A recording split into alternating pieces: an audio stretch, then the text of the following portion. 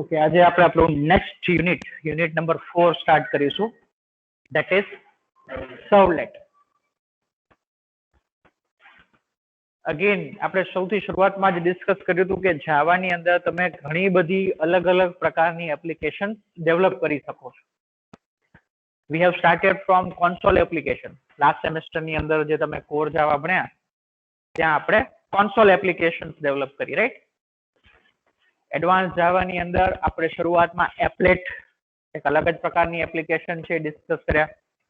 ત્યારબાદ graphical application develop કરવા માટે આપણે AWT, સ્વિંગ એ બધી લાઇબ્રેરીઝની મદદથી આપણે ગ્રાફિકલ એપ્લિકેશન ડેવલપ કરી શકીએ છીએ એ જોયું. સાથે સાથે જાવાની અંદર તમે વેબ એપ્લિકેશન્સ પણ ડેવલપ કરી શકો છો. સો વેબ એપ્લિકેશન કેવી રીતે ડેવલપ કરવાની છે જાવાની અંદર, એના માટે આપણે આ જે 4th અને 5th યુનિટ જે છે આપણા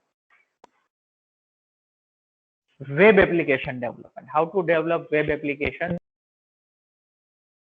તો જાવાની વેબ એપ્લિકેશન્સ પણ આપણે બે અલગ અલગ ટેકનોલોજીની મદદથી બનાવી શકાય. એક જેને કહેવામાં આવે છે સર્વલેટ, ધ સેકન્ડ વન એટલે બે અલગ અલગ ટેકનોલોજી છે. બંનેમાં આપણે કામ સેમ જ કરવાનું છે, વેબ એપ્લિકેશન ડેવલપ કરવાની. અહીંયા આપણે વેબ એપ્લિકેશન ડેવલપ કરવાની વાત કરી રહ્યા છીએ, મતલબ આપણે વધારે પડતું જે કામ જે છે એ સર્વર સાઇડ કરવાનું છે. આપણે કોઈ પણ વેબ એપ્લિકેશન ડેવલપ કરીએ, આપણને ખ્યાલ છે તમે બધા ઇન્ટરનેટ યુઝ કરો છો, right? It is based on client server architecture. It is based on client server architecture. Client પરથી યુઝ્યુઅલી વેબ બ્રાઉઝરમાં તમે કોઈ રિક્વેસ્ટ મૂકો અને એ રિક્વેસ્ટ જે છે એ તમારી સર્વર પર જાય, રાઈટ? તો સેમ આપણું સર્વલેટ પણ એ જ આર્કિટેક્ચર પર કામ કરે, રાઈટ? આપણી ક્લાયન્ટ સિસ્ટમ હશે, ક્લાયન્ટ સિસ્ટમમાં આપણે વેબ બ્રાઉઝર યુઝ કરીશું.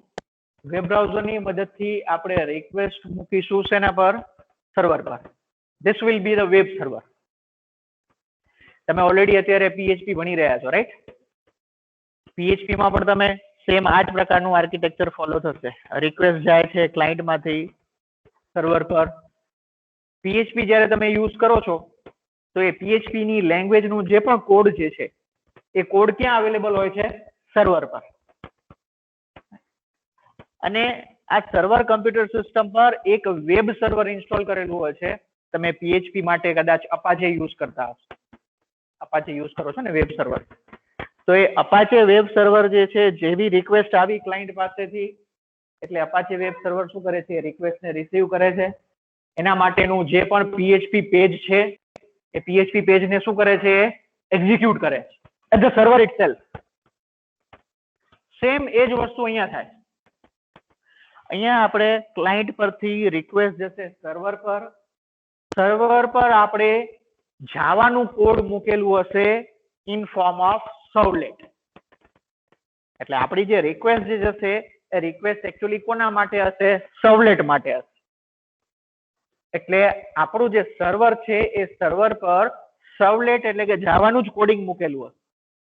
અહીંયા PHP નહીં, અહીંયા PHP ની બદલે આપણે શું યુઝ કરવાનું છે? જાવા, રાઈટ? તો જાવાનું કોડિંગ મૂકેલું હશે ઇન ફોર્મ ઓફ સર્વલેટ. એ આપણે જોઈશું કેવી રીતના કરવાનું છે.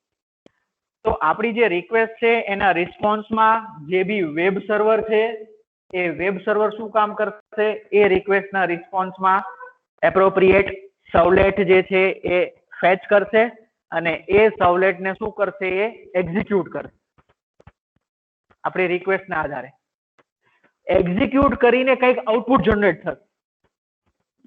એક્ઝિક્યુટ કરીને શું થશે? કંઈક આઉટપુટ જનરેટ થશે. જો આપણે આ સિમ્પલ જે એક પેજ દેખાય છે, આપણું રિસ્પોન્સ જે છે જનરેટ થશે એટલે કે આઉટપુટ જનરેટ થશે. એને આપણે અહીંયા રિસ્પોન્સ કહીએ છીએ. અહીંયા આપણે એને શું કહીએ છીએ? રિસ્પોન્સ. આ જે રિસ્પોન્સ જે છે એ રિક્વેસ્ટના બેઝિસ પર જનરેટ થાય. એટલે રિક્વેસ્ટમાં તમે સ્ટુડન્ટની ડિટેલ્સ મૂકેલી હોય તો સ્ટુડન્ટની ડિટેલ્સ પ્રમાણે ફોર એક્ઝામ્પલ રિસ્પોન્સ જનરેટ થાય. તમે એને આપણે કહીએ છીએ ડાયનામિક વેબ પેજ ડેવલપમેન્ટ. તમે જે પણ ડેટા ઇનપુટ આપો વેબ સર્વરને, વેબ સર્વર એ પ્રમાણેનું આઉટપુટ તમને જનરેટ કરીને આપશે. આઉટપુટને આપણે અહીંયા રિસ્પોન્સ કહીએ છીએ. રાઈટ. આ જે રિસ્પોન્સ જે છે એ HTML ફોર્મ ની અંદર ફરી પાછું કોને મોકલવામાં આવે છે? ક્લાયન્ટ. ક્લાયન્ટ ને પાછું કયા ફોર્મમાં મોકલવામાં આવે હંમેશા? એ HTML ફોર્મ. એટલે તમે જુઓ, ક્લાયન્ટ જે છે HTML વેબ બ્રાઉઝરમાંથી જ HTML ફોર્મમાં જ રિક્વેસ્ટ મોકલશે. સર્વર પર એ રિક્વેસ્ટ પ્રોસેસ થશે.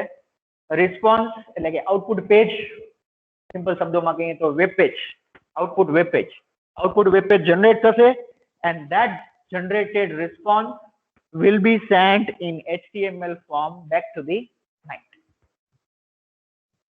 દરેક client server, web base client server technology આ જ આર્કિટેક્ચર પર કામ કરે.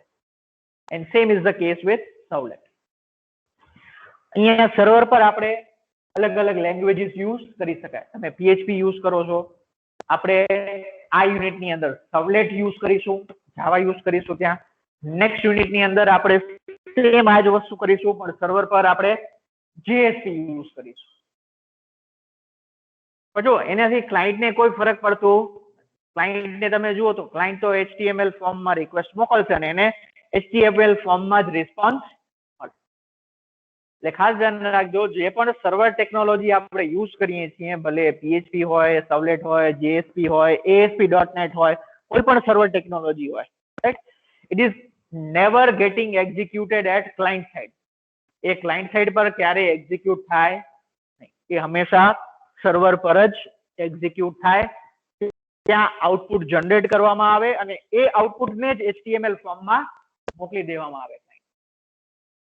Is it clear to all? તો સર્વલેટમાં બી આપણે આ જ કામ કરવાનું. અહીંયા જે આપણે સર્વર મૂકી હોય છે, એ સર્વર પર આપણે કઈ લેંગ્વેજ યુઝ કરીએ છીએ, એને આપણે કહીએ છીએ સર્વર સાઇડ સ્ક્રિપ્ટિંગ લેંગ્વેજ. આ બધી જે લેંગ્વેજ આપણે શબ્દ યુઝ કરીએ છીએ, PHP, ASP.NET, Servlet, JSP, right, બીજી પણ ઘણી બધી લેંગ્વેજ છે, CGI, Perl, આ બધી જ લેંગ્વેજ ને કોમનલી આપણે શું કહીએ છીએ? Server side scripting language. કેમ કે એના નામ પરથી જ ખબર પડી આવે, જો સર્વર સાઇડ એટલે કે સર્વર સાઇડ જ એક્ઝિક્યુટ થાય છે. અને ઇટ ઇઝ સ્ક્રિપ્ટિંગ લેંગ્વેજ એટલે કે રિક્વેસ્ટ ના ફોર્મમાં આપણને ક્લાયન્ટની રિક્વેસ્ટ આપણને મળે છે અને એ રિક્વેસ્ટ પરથી આપણે એક HTML કોડ જે છે એ જનરેટ કરવામાં આવે છે ફ્રોમ ધ સ્ક્રિપ્ટ ઇટસેલ્ફ. જે કોડ આપણે લખ્યું છે એનામાંથી આપણે શું કરીએ છીએ? એક HTML ફાઇનલ આઉટપુટ જનરેટ કરીએ અને એ પછી આઉટપુટ ક્લાયન્ટ પર પાછું મોકલવામાં આવે. રાઈટ, તો આપણે આ જગ્યાએ સર્વર પર સર્વલેટ યુઝ કરવાનું. હવે દરેક અલગ અલગ લેંગ્વેજ જે તમે યુઝ કરતા હો સર્વર પર, દરેક લેંગ્વેજ જે છે એના માટે અલગ અલગ વેબ સર્વર સોફ્ટવેર અવેલેબલ હોય. ફોર એક્ઝામ્પલ, તમે PHP લેંગ્વેજ યુઝ કરો છો તો પછી તમારે અપાચે વેબ સર્વર જોઈએ, રાઈટ. ASP.NET ફોર એક્ઝામ્પલ તમે યુઝ કરો છો તો તમારે સર્વર સાઇડ પર માઇક્રોસોફ્ટ નું IIS સર્વર જોઈએ. So certain servers are designed, certain web servers are designed to execute certain type of languages, certain type of scripting language, server side scripting language. એવું નથી કે કોઈ વેબ સર્વર સોફ્ટવેર હોય બધા જ અલગ અલગ પ્રકારની લેંગ્વેજીસ ને કોડ ને એક્ઝિક્યુટ કરી શકે. અપાચે વેબ સર્વર છે, ASP.NET નું IIS વેબ સર્વર છે, IIS web server would not be able to understand PHP language. તમારે પછી આ PHP કરવું તો અપાચે જ યુઝ કરવું પડે. તો એવી જ રીતે આપણે જે સર્વલેટ અને JSP યુઝ કરવાના છીએ તો એના માટે કયા વેબ સર્વર અવેલેબલ છે? એક કરતા વધારે વેબ સર્વર હોઈ શકે. એના માટે બી અલગ અલગ વેબ સર્વર અવેલેબલ છે. એક વધારે પોપ્યુલર વેબ સર્વર છે Tomcat. વેબ સર્વર નું નામ છે Tomcat. આપણે Tomcat વેબ સર્વર જે છે અહીંયા યુઝ કરી શકાય. એ Tomcat વેબ સર્વર જે છે એ ક્લાયન્ટની રિક્વેસ્ટ પરથી આપણા JSP ના પેજ બી એક્ઝિક્યુટ કરી શકશે અને સર્વલેટ ના પેજ. સિવાય આપણે જે નેટબીન્સ ની અંદર બી આપણે એ જ યુઝ કરવાના છીએ. નેટબીન્સ ની અંદર જ આપણે આ વેબ પેજીસ ડેવલપ કરશું. નેટબીન્સ ની અંદર પણ એક વેબ સર્વર સોફ્ટવેર અવેલેબલ છે જે તમે ઇન્સ્ટોલેશન કરતા હો ત્યારે ઇન્સ્ટોલ કરવાનું ઓપ્શન અવેલેબલ હોય. It is called GlassFish web server. તો એ ગ્લાસફિશ વેબ સર્વર આપણે યુઝ કરીશું સર્વલેટ અને JSP ના વેબ પેજીસ ને એક્ઝિક્યુટ કરવા માટે. Is it clear? So this is all about Servlet. આ રીતના Servlet કામ કરશે. કોડિંગ કેવી રીતના લખવાનું છે એ આપણે પછી જોઈશું. કોન્સેપ્ટ સેમ એ જ રહેશે. કોઈ પણ વેબ બેઝ લેંગ્વેજ હોય એના કોન્સેપ્ટ સેમ આ જ રહે. ક્લાયન્ટ પરથી રિક્વેસ્ટ આવે સર્વર પર.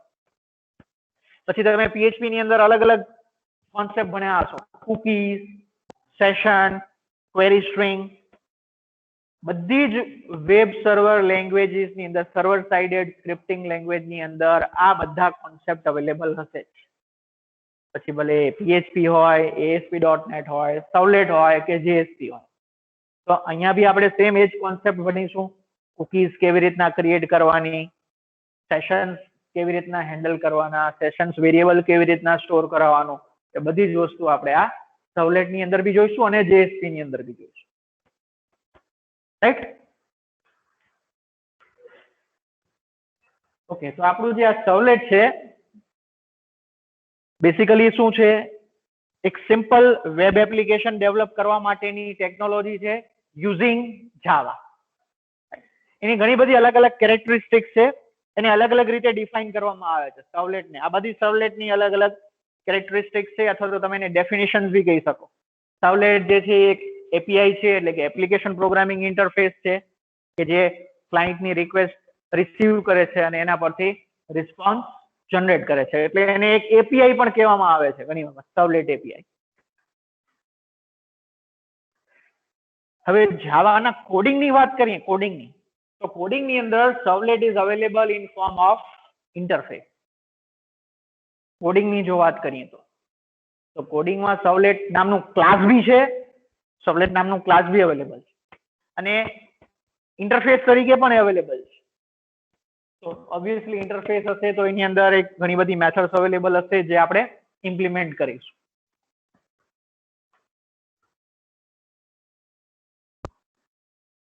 જેમ કે મેં હમણાં જ કીધું, રાઈટ, સર્વલેટ જે છે ક્લાસ તરીકે અવેલેબલ છે. જો નોર્મલી આપણે વેબ બ્રાઉઝર પરથી કામ કરીશું અને વેબ બ્રાઉઝર પરથી જે પણ રિક્વેસ્ટ જે છે એ સર્વર પર મોકલવામાં આવતી હોય છે એને આપણે HTTP રિક્વેસ્ટ કહીએ છીએ, રાઈટ? કેમ કે વેબ બ્રાઉઝર જે છે એ કયું પ્રોટોકોલ યુઝ કરે છે? HTTP, hypertext transfer protocol. It is a most common language we are using right today on internet. Language નહીં પણ આપણે પ્રોટોકોલ કહીશું એને. તો આ સેમ HTTP રિક્વેસ્ટ ને જ આપણે અહીંયા કને હેન્ડલ કરવાની છે સર્વલેટ ની અંદર. એના માટેના સ્પેશિયલ ક્લાસીસ બી અવેલેબલ છે. HTTP સર્વલેટ નામનું ક્લાસ અવેલેબલ છે, HTTP રિક્વેસ્ટ નામનું ક્લાસ અવેલેબલ છે, HTTP રિસ્પોન્સ નામનું ક્લાસ અવેલેબલ છે, રિસ્પોન્સ ને ફરી પાછું ક્લાયન્ટ પર મોકલવા માટે. તો એટલે આ બધા ક્લાસીસ અને ઇન્ટરફેસીસ કમ્બાઈન થઈ અને એક પૂરી API ક્રિએટ કરે છે, અને પૂરી API ને આપણે કહીએ છીએ સર્વલેટ. એટલે સર્વલેટ ની અંદર બીજું કઈ નહીં પણ ક્લાસીસ અને ઇન્ટરફેસ એનું કલેક્શન હશે, અને એની મદદથી આપણે આ કામ કરીશું. રિક્વેસ્ટ રિસીવ કરીશું, રિસ્પોન્સ જનરેટ કરીશું, right? So this is all about સર્વલેટ. અને આ સર્વલેટ ની મદદથી આપણે શું કરીએ છીએ? ડાયનામિક વેબ પેજ ડેવલપ કરી શકીએ. Dynamic web page, static web page તમે ઓલરેડી આગળ ભણી ગયા છો, રાઈટ? કે તમે જે પણ ક્લાયન્ટ જે પણ પ્રકારનું ઇનપુટ આપે એ પ્રમાણેનું વેબ પેજ જનરેટ થાય. That is called dynamic web page. So this is all about servlet. Coding કેવી રીતના કરવાનું છે આપણે પછી ડિસ્કસ કરીશું. હવે આપણી પાસે બીજી પણ ઘણી બધી અલગ અલગ લેંગ્વેજીસ અવેલેબલ છે. ઇનફેક્ટ સર્વલેટ જે છે એ ખાસ કરીને સૌથી એનાથી પહેલા એક CGI કરીને એક લેંગ્વેજ પોપ્યુલર હતી, સર્વર સાઇડેડ સ્ક્રિપ્ટિંગ લેંગ્વેજ. તો એની અંદર ઘણી બધી લિમિટેશન્સ હતી અને એ સર્વલેટ ખાસ કરીને ડેવલપ કરવામાં આવ્યું. તો ઓબ્વિયસલી સર્વલેટ ની અંદર ઘણા બધા અલગ અલગ એડવાન્ટેજ આપણને જોવા મળે. So let's talk about these advantage first. કે સર્વર સાઇડ પર એવું તો શું થાય, right, which makes it more superior than the other languages. તો જુઓ, જે આગળનું ડાયાગ્રામ આપણે ડિસ્કસ કર્યું એ ડાયાગ્રામ ને થોડુંક ડિટેલમાં મેં અહીંયા મોકલ્યું. જુઓ, હવે આ ખાલી સર્વર સાઇડ ની વાત કરી રહ્યા છીએ આપણે. સર્વર કમ્પ્યુટર હતું ને ત્યાં ડાયાગ્રામ, એ સર્વર કમ્પ્યુટર પર શું થાય છે એ આપણે આ ડાયાગ્રામ ની અંદર ડિસ્ક્રાઇબ કર્યું છે. તો જુઓ, સર્વર કમ્પ્યુટર પર એક કોમ્પોનન્ટ અવેલેબલ હોય છે. વેબ સર્વર સોફ્ટવેર આપણે ઇન્સ્ટોલ કરવું પડશે, રાઈટ? સર્વર કમ્પ્યુટર પર આપણે શું કરવું પડશે?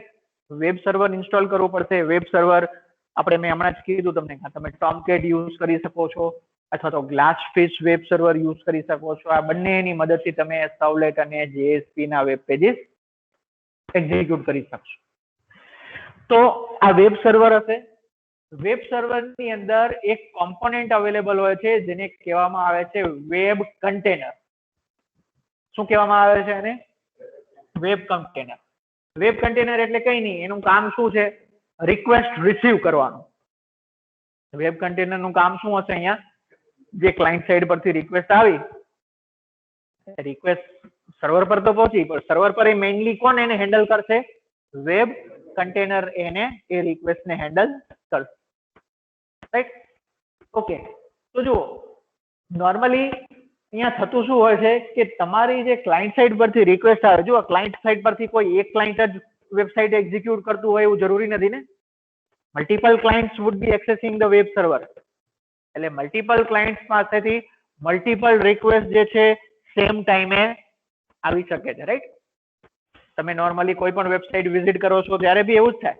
તમે કોઈ વેબસાઇટ વિઝિટ કરો, તમે વેબસાઇટ વિઝિટ કરતા હો, સાથે સાથે કોઈ પણ વર્લ્ડના કોઈ પણ કોર્નર પરથી બીજો પણ કોઈ પણ વ્યક્તિ એ વેબસાઇટને એક્સેસ કરતું હોય ને. Means multiple users, even thousands or even millions of users might be accessing the same website at the same time. તો ઘણી બધી રિક્વેસ્ટ સર્વર પર આવતી હોય છે. તો જ્યારે આપણે સર્વલેટની વાત કરીએ તો સર્વલેટમાં શું થતું હોય છે કે જે વેબ કન્ટેનર છે એ જેટલી રિક્વેસ્ટ ક્લાયન્ટ સાઈડ પરથી આવે છે એ દરેક રિક્વેસ્ટ માટે શું કરે છે? એક અલગ અલગ થ્રેડ જનરેટ કરે. થ્રેડ આપણે ભણી ગયા, રાઈટ?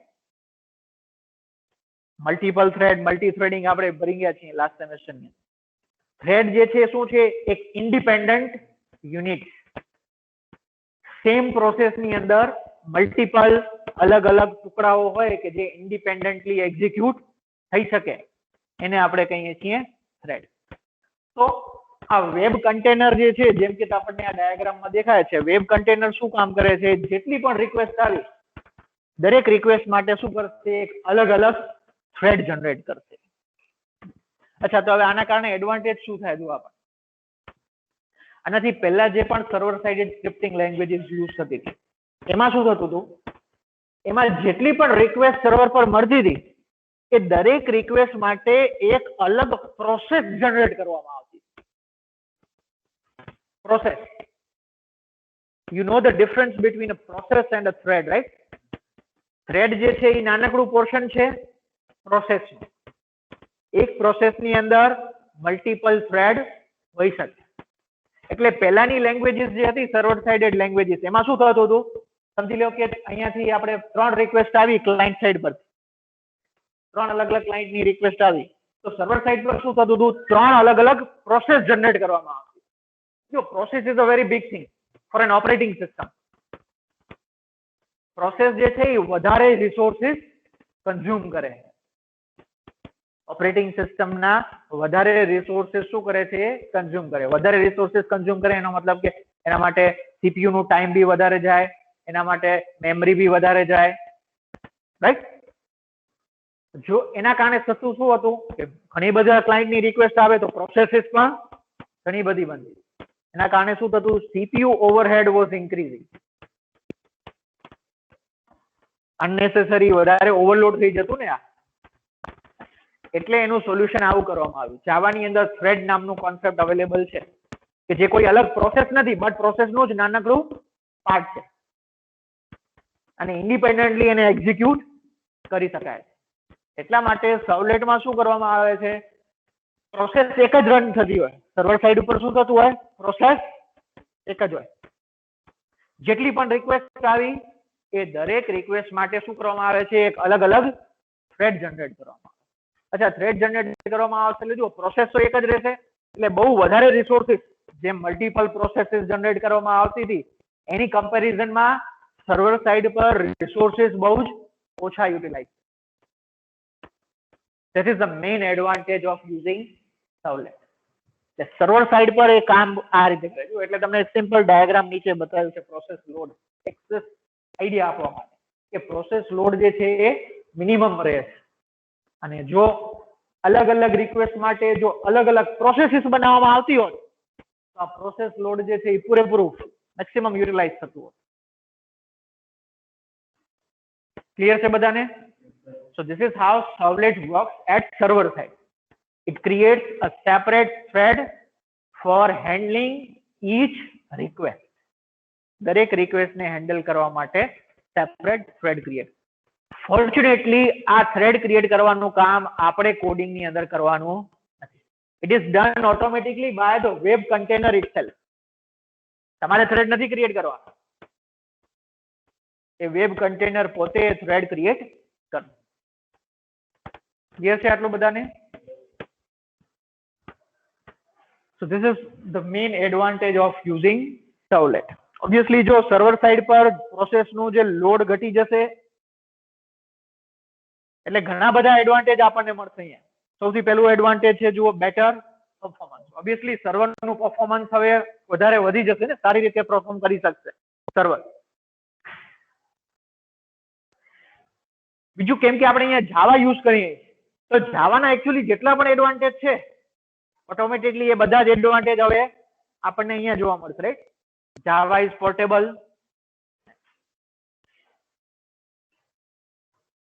રોબસ્ટ.